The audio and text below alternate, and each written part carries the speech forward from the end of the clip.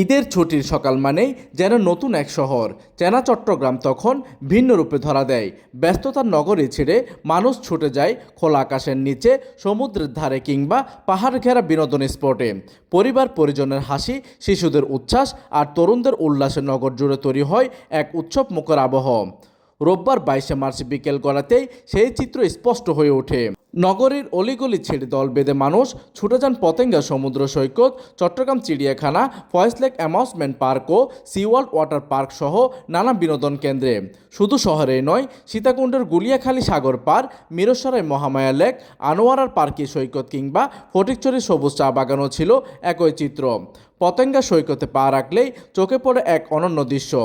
হাজারো মানুষের ভিড়ে একসঙ্গে বসে গল্পে মেতে থাকা পরিবার, আবার কেউ নেমে পড়েছেন সাগরের জলে, লোনা বাতাস আর দিগন্ত জোড়া নীলের মাঝে, যেন হারিয়ে যেতে মন চায় সবাই। এইদিকে এত মানুষের সমাগমের মধ্যেও নিরাপত্তা নিশ্চিতে তৎপর রয়েছে ট্যুরিস্ট পুলিশ।